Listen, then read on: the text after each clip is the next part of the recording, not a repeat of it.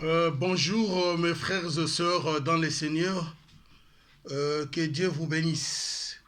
Nous sommes en direct de notre chaîne Malamu TV et qui nous parle de choses très importantes pour notre vie et pour notre avenir spirituel. C'est pour cela, aujourd'hui, je vais parler de quelque chose de très important que Dieu m'avait déjà inspiré. Il m'avait déjà révélé ce message, mais aujourd'hui, l'Esprit m'a commandité de reprendre ce message. C'est pour cela que je remercie Dieu et je vous dis aussi merci. Toute personne qui suit, toute personne qui nous suit dans notre chaîne, toute personne qui s'est abonné et qui s'abonne dans notre chaîne, nous les disons merci, merci, que Dieu vous bénisse. Parce qu'on n'a pas beaucoup de temps, comme je l'ai dit tout le temps, mais le peu de temps qu'on nous a donné, nous allons faire l'effort de parler un peu quelque chose de très important pour notre avenir.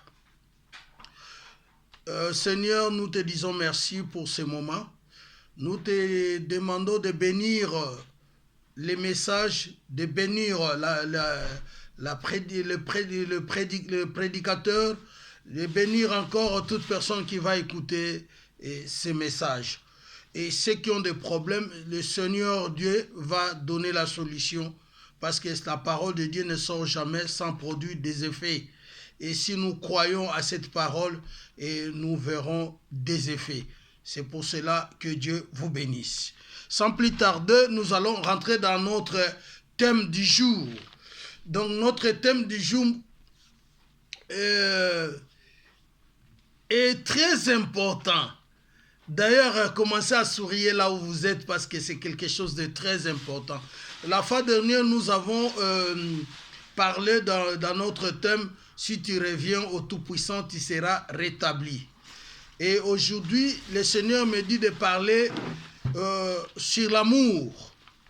L'amour est très important parce que l'amour est la base de l'évangile, est la base de tout. C'est pour cela que notre thème du jour est intitulé « L'amour est le fondement de l'Église et de l'Évangile ». L'amour est le fondement de l'Église et de l'Évangile. Parce que Jean 3, 16, Dieu dit, il a aimé le monde, il a donné son Fils. Et enfin que quiconque croit en lui ne périsse point, mais qu'il ait la vie. Et dans l'amour, Dieu lui-même est la base de l'amour. Et Dieu lui-même est amour. Et il a envoyé Jésus-Christ qui a manifesté son amour. Et Jésus-Christ qui a accepté de mourir pour nous sauver. De mourir pour nous libérer, délivrer, nous bénir, nous donner les salis. C'est pour cela l'amour est la base de l'évangile. On ne peut jamais prêcher la parole de Dieu sans commencer par l'amour. Parce que si nous acceptons cette parole, c'est par l'amour que nous acceptons. Parce que Jésus lui-même dit que ceux qui n'ont pas vu, mais ils croient, de par l'amour que nous croyons, par l'amour que nous expérimentons la foi. C'est pour cela que je voulais parler sur l'amour. Je vais lire la parole de Dieu. 1 Jean chapitre 4 verset 7 jusqu'à là où je vais m'arrêter. Écoutez bien la parole de Dieu. Bien-aimés, aimons-nous les uns et les autres, car l'amour est de Dieu. Et quiconque aime est né de Dieu et connaît Dieu. Celui qui aime n'a pas, celui qui n'aime pas n'a pas connu Dieu, car Dieu est amour. L'amour de Dieu a été manifesté envers nous, à ce que Dieu a envoyé son Fils unique dans le monde, afin que nous vivrons par lui. Et cet amour consiste non point à ce que nous avons aimé Dieu, mais à ce qu'il nous a aimés et il a envoyé son Fils unique, son Fils comme victime exploratoire pour nous, pour nos péchés. Bien-aimés, si Dieu nous a aimés, nous devons aussi nous aimer les uns et les autres. Personne n'a jamais vu Dieu. Si nous nous aimons les uns et les autres, Dieu demeurera en nous. Et son amour est parfait en nous. Nous connaissons que nous demeurons en lui et qu'il demeure en nous parce qu'il nous a donné de son esprit. Et nous avons vu et nous attestons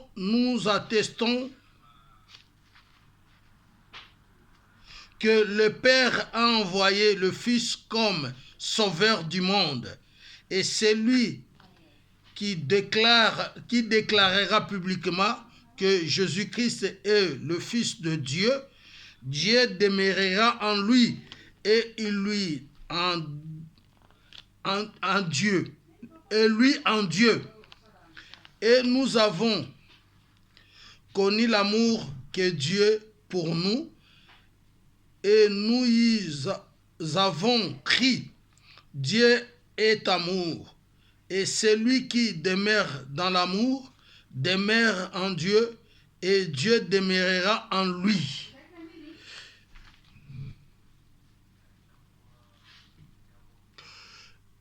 Tel il est, tel nous sommes aussi dans le monde et c'est en cela que l'amour est parfait et nous a parfaite à nous, afin que nous ayons l'assurance au jour du jugement. La crainte n'est pas dans l'amour, mais l'amour parfait bannit la crainte, car la crainte suppose un châtiment et celui qui craint n'est pas parfait. Dans l'amour, pour nous l'aimons parce qu'il nous a aimés le premier. Si quelqu'un dit « j'aime Dieu » et qu'il haït son frère, et c'est un menteur, car celui qui aime pas son frère, qu'il voit, comment peut-il aimer Dieu et qu'il ne voit pas? Et nous avons de lui ces commandements, que celui qui aime Dieu aime aussi ses frères. Merci. Amen. Vraiment, c'est très important. Et je vais continuer chapitre 5, verset 1 à 2. Quiconque croit que Jésus-Christ est né de Dieu, quiconque aime celui qui l'a engendré, aime aussi celui qui est né de lui. Nous connaissons que nous aimons les enfants de Dieu lorsque nous aimons Dieu et que nous pratiquons ses commandements, car l'amour de Dieu consiste à garder ses commandements. Et ces commandements ne sont pas pénibles, car tout ce qui est né de Dieu triomphe du monde. Et la victoire qui triomphe du monde. Et c'est notre foi qui est celui qui a triomphé du monde.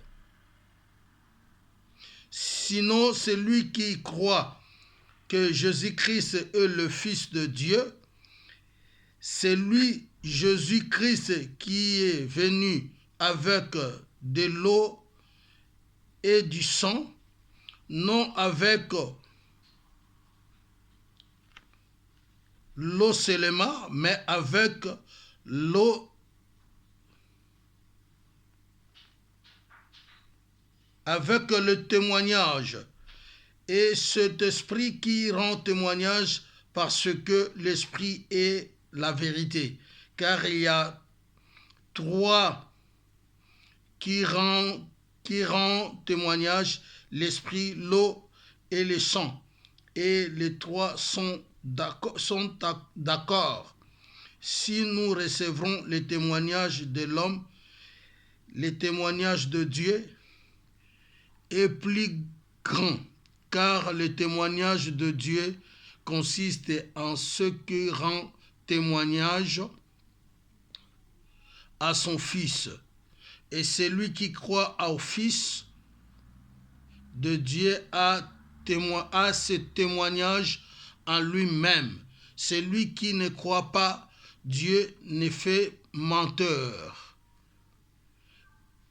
puisque ne croit pas au témoignage que Dieu a rendu à son Fils. Et voici ce témoignage, ce que Dieu nous a donné, la vie éternelle, et que cette vie est dans son Fils. Celui qui a le Fils a la vie, et celui qui n'a pas le Fils de Dieu n'a pas la vie.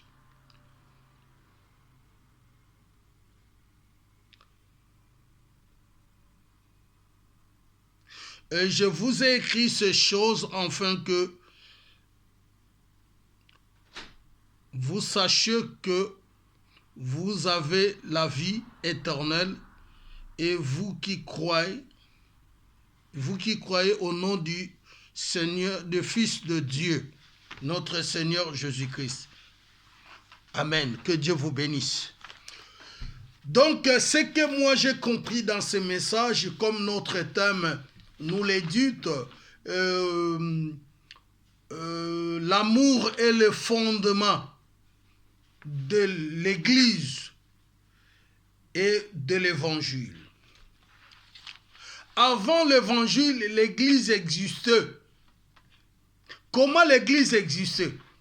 Parce que Dieu, il a créé l'homme comme son Église. C'est pour cela qu'il a créé toute créature. Mais le créature qui était spécial, les créatures qui étaient précieuses à Dieu, c'était l'homme. C'est pour cela qu'il a pris sa divinité, il l'a mis dans l'homme. Et il a donné la responsabilité à l'homme qu'il soit Dieu sur la terre, qu'il soit Dieu par rapport à toute créature. C'est pour cela l'homme qui dirige tout ce que Dieu a créé. Et Dieu est le maître seulement de l'homme, parce que Dieu dirige l'homme et l'homme dirige maintenant toutes choses qui restent. Donc il faut que tu saches que tu es un homme de valeur. Ma soeur, mon frère, là où tu es, sache-le que tu es un homme de valeur. Ne faut pas gâcher ton statut que Dieu t'a donné, ton identité que Dieu t'a donnée. Ne faut pas gâcher.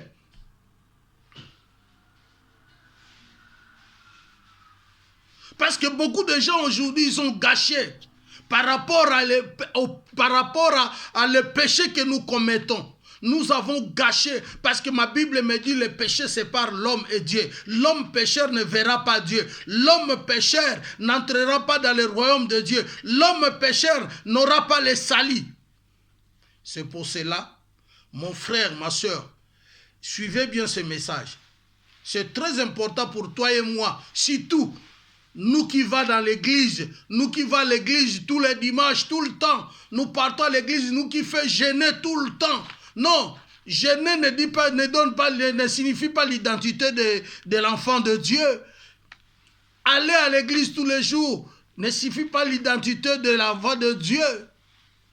Il y a une chose qui nous donne cette identité, c'est recevoir Christ, Seigneur et Sauveur, dans ta vie. Et quand tu reçois Jésus-Christ, Seigneur et Sauveur, tu as la vie. Et là, tu vas commencer à témoigner maintenant les merveilles de Dieu. Tu vas commencer maintenant à témoigner la grandeur de Dieu. Tu vas commencer maintenant à témoigner la vie en Christ. Je vais te dire un truc. Beaucoup de gens, aujourd'hui là, ils ne comprennent pas la parole de Dieu. Ils viennent à l'église, ils donnent des offrandes, ils donnent des dîmes, mais ils n'ont pas l'amour sincère envers Dieu. Dieu nous dit, si vous aimez mes commandements, et si vous aimez mes commandements, et pratiquez-le, et mettez-le en pratique. Dieu recommande, il dit comment toi tu diras que tu es fils de Dieu, comment tu diras que tu es chrétien, comment tu diras que tu es quelqu'un qui va à l'église, qui prie et tu n'aimes pas tes frères, tu n'aimes pas tes soeurs. Tout le temps tu as que des problèmes, tout le temps tu as un grand cœur, tu ne veux pas ouvrir ton cœur pour accepter les autres. Dieu nous a acceptés. Il nous a acceptés même avec nos défauts. Il nous a acceptés avec nos charges. Il nous a acceptés avec nos soucis. Dieu nous a acceptés. Dieu ne rejette jamais. Aujourd'hui, moi, je vois beaucoup de gens, s'il entend que son frère, là, il est sorcier. Même les chrétiens, ils ont commencé même à avoir peur des sorciers. Mais quel genre de chrétien que vous êtes? Quel genre des enfants de Dieu que vous êtes? Un enfant de Dieu qui est sûr que Dieu est en lui, comme la Bible nous le dit. Il ne peut pas avoir peur de sorcier. Combien de gens? Moi, je vois des gens, parfois dans leur maison, il y a un cafard qui passe comme ça. Non, au nom de Jésus. Alors là, non, n'aie pas peur. Pratiquons la foi dans la parole de Dieu.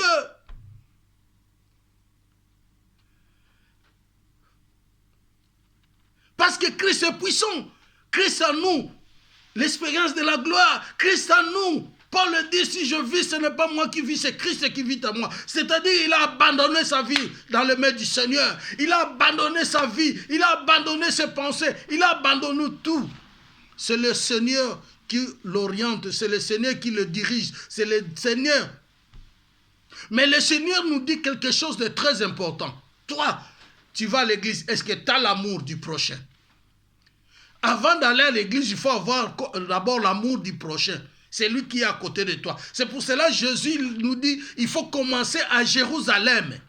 Là où tu es né, dans ta famille, là où tu as des amis, là où tu as grandi. Il faut aller, moi, j'ai prêché l'évangile dans notre village natal. Et je vais aller encore prêcher la parole partout, dans le monde entier, parce qu'il nous a recommandé, dans toutes les extrémités de la terre, qu'on puisse aller prêcher la parole de Dieu. Cette petite connaissance qu'on a, c'est celle-là qu'on va expérimenter pour aller propager, aller prêcher les autres. Parce qu'il y a beaucoup de gens qui ne connaissent pas. Mais le peu que toi tu connais là, c'est ça qui va faire qu'ils soient convertis. C'est ça qui va faire qu'ils comprennent Dieu. C'est ça qui va faire qu'il les salit. Alléluia. Oui, mon frère, ma soeur, que Dieu te bénisse. Toi qui regardes, tu regardes cette mission et tu suis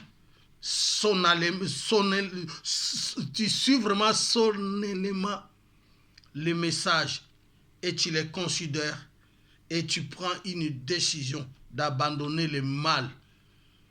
Tu prends une décision de pratiquer l'amour. Même Dieu, il nous dit que si vraiment nous l'aimons, si vraiment nous les aimons, lui et Christ. Christ dit si vous m'aimez. Dieu dit si vous m'aimez, pratiquez mes commandements. Et le premier commandement qu'il nous a donné, c'est l'amour. Même à Moïse, le premier commandement, c'était l'amour. Aimer d'abord ton Dieu de tout ton cœur. Mais si tu aimes Dieu de tout ton cœur, tu dois pratiquer l'amour. Parce que c'est l'amour qui est le fondement, la base de toutes choses. L'amour. Nous avons lu ça dans la parole de Dieu. Il y a tout dans ce verset, dans ce chapitre. 1 Jean 4, chapitre 4 à 5. Dieu nous a démontré les effets de l'amour. Et Jean 3, 16, Dieu nous a montré aussi son amour. Dieu, il a aimé l'homme. Adam et Ève, ils ont péché. Mais Dieu les a repêchés. Dieu lui-même, il a tué un animal. Il a pris le sang d'animal et il a coulé. Il a pris la peau. Il a fait vêtir Adam et Ève le signe d'expiation. Il les a libérés. Il les a pardonnés. Il a prouvé son amour. Parce que Dieu ne pouvait pas laisser l'homme. Quand bien même l'homme a péché, l'homme a tourné son dos vers Dieu, mais Dieu les cherchait toujours, les suivait. Il a envoyé son fils Jésus-Christ. Quand Jésus-Christ est venu, même le monde l'a haï, le monde l'a jeté, le monde l'a libéré. Mais Jésus-Christ, cet amour, il nous a laissé l'évangile, la parole. Il dit la parole, c'est la vie. La parole, c'est lui-même. Jean chapitre 1, verset 1.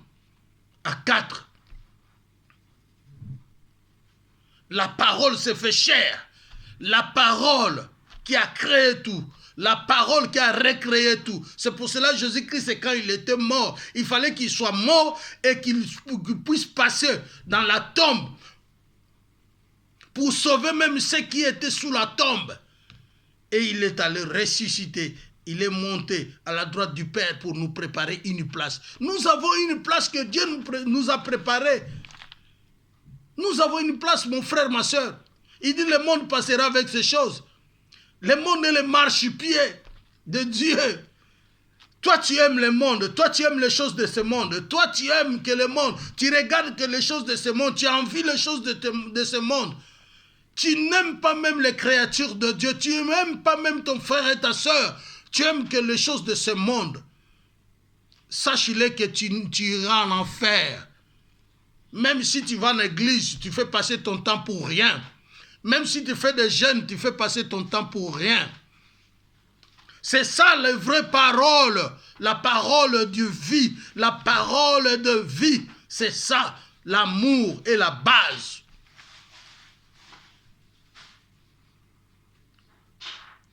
Oui. L'amour est la base. L'amour est la base. Je connais une sœur. Cette sœur-là, elle n'était pas mariée. Mais il avait un copain, il sortait avec ses copains. Et du coup, il est tombé enceinte, première fois. Cette sœur-là, elle a fait l'avortement. Deuxième fois, il a fait encore l'avortement. Troisième fois, il a fait l'avortement. Et maintenant, cette sœur-là est mariée. Quand le mariage est venu, et la sœur maintenant elle cherche à faire les enfants ne viennent pas. Là, ils ont fait 5 ans, 10 ans avec le mari. 15 ans, la sœur a commencé à pleurer. Et il est venu nous voir. Et on a commencé à prier pour la sœur. Nous avons demandé, on a vraiment donné à fond. Et Dieu nous a répondu, il dit, demandez la sœur. Je lui avais donné 3 enfants. Où est-ce qu'elle a mis ces 3 enfants? Maintenant, elle vient me demander les enfants. Aussitôt, moi, je les ai déjà donnés, les enfants. Mais où est-ce qu'il a mis ces 3 enfants? Je l'avais donné 3 enfants. Dieu nous a précisé. Il dit, ce n'est pas votre problème, c'est mon problème avec elle. On est parti voir la sœur, on a dit à la sœur, Dieu nous a dit qu'il t'avait donné 3 enfants. Et tu as mis tous tes 3 enfants. Où est-ce que tu as mis tous ces 3 enfants? Maintenant, ce n'est pas notre problème, c'est ton problème, toi, avec Dieu. Et jusqu'au moment où je te parle, la sœur n'a pas des enfants. Plus de 20 ans de mariage.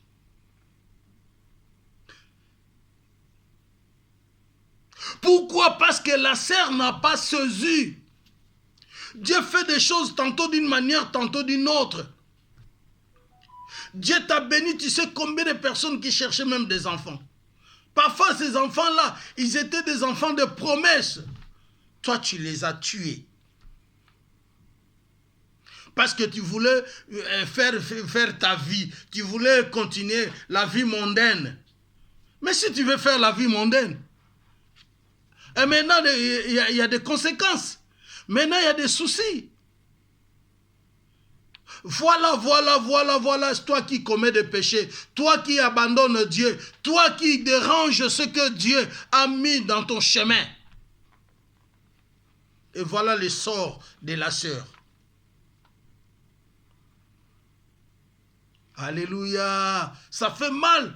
Mais quand tu comprends la parole de Dieu, c'est un problème entre elle et Dieu. Aujourd'hui, on voit même les serviteurs de Dieu. Ils souffrent, ils prient, ils jeûnent. Mais c'est les mêmes gens qui commencent à critiquer. C'est les mêmes gens qui commencent à dire n'importe quoi sur les hommes de Dieu. Mon frère, ma soeur, faites attention. Il y a des gens qui souffrent pour toi. Il y a des gens qui font la prière pour toi jour et nuit. Il y a des gens qui gênent pour toi jour et nuit. Parce qu'ils ont l'amour. Et cet amour-là nous demande de le faire.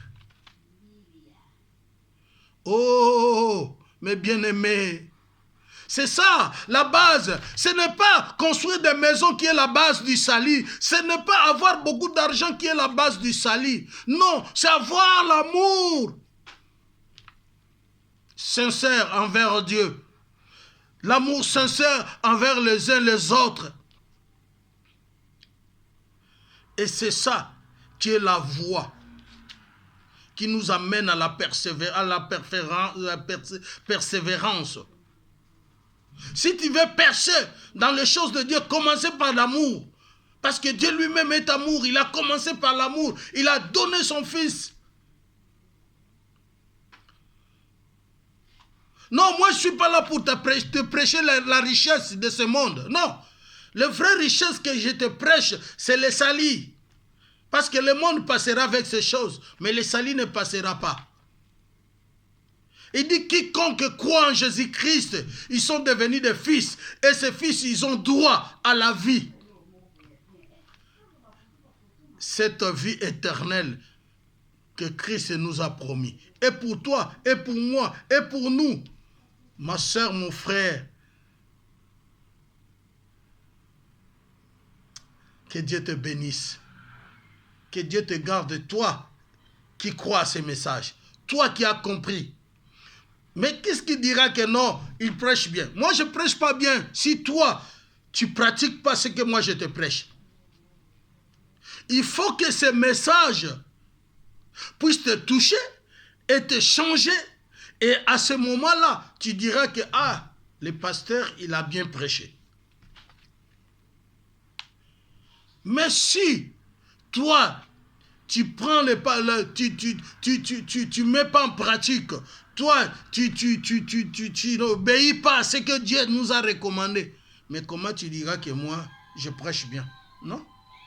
Dieu dit, si une personne s'est convertie, il décide d'abandonner le mal, Dieu va fêter au ciel avec ses anges. Et nous aussi sur la terre, nous allons pécher, fêter. Nous allons fêter. Parce que tu étais dans l'autre camp, tu es devenu dans l'autre camp. Et dans le camp que tu vas venir, tu auras la protection. Tu auras l'assurance, tu auras la sécurité. N'aie pas peur. Aujourd'hui, nous voyons, même il y a des coronas, tout ça là. C'est écrit dans la Bible, combien de gens qui parlent, même les faux pasteurs, les faux prophètes que nous voyons, c'est écrit, c'est promis. Dieu ne ment pas. Il fallait qu'on voie cela pour savoir que Dieu ne ment pas. Et saisir le temps. Parce que quand toi tu vois ça, qu'est-ce que toi tu penses? Donc tu vas aller seulement critiquer, parler, et insulter. Non. Il faut que tu retournes vers Dieu. Tu dis, Seigneur, merci. Tu m'as ouvert les yeux, tu m'as montré. J'ai compris, c'est temps. Moi, je devais me préparer pour mon salut. Moi, je vais me préparer pour ma vie. Si je fais du mal, je vais abandonner le mal. Si je vole quelque part, je vais abandonner de voler. Si je couche, je commets l'impudicité, je vais abandonner. Si je suis infidèle, je vais abandonner. C'est ça que Dieu a besoin pour nous. Bien-aimons, aimons-nous les uns les autres, car l'amour est de Dieu. Et quiconque aime est né de Dieu. Et il connaît Dieu. Que Dieu vous bénisse. Parce qu'on n'a pas beaucoup de temps, mais on va continuer ce message sur l'amour. Parce que la foi est dans l'amour. Ce n'est pas l'amour qui est dans la foi, mais c'est la foi qui est dans l'amour. On va le lire dans la parole de Dieu. Nous allons comprendre d'où est née la foi. C'est par l'amour que la foi triomphe. Par l'amour que la foi a la force d'avancer. Que Dieu vous bénisse. Merci. Je vais prier pour vous. Seigneur, bénis toute personne qui écoute ce message. Même ceux qui sont malades, Seigneur, à ce moment qui reçoivent la guérison. Parce que tu nous as recommandé ta parole. Tu dis ta parole viendra pour nous guérir, nous sauver, nous libérer, nous délivrer. Que cette parole puisse produire des effets de libération, de délivrance et de l'élévation spirituelle à ton peuple qui se donne et qui croit à ton nom, Seigneur Jésus-Christ, le Fils de Dieu. Qu'il soit béni. Au nom de Jésus-Christ, je suis prié. Amen. C'était votre humble serviteur, pasteur Jean-Blaise Caleb Kimbembi. Que Dieu vous bénisse.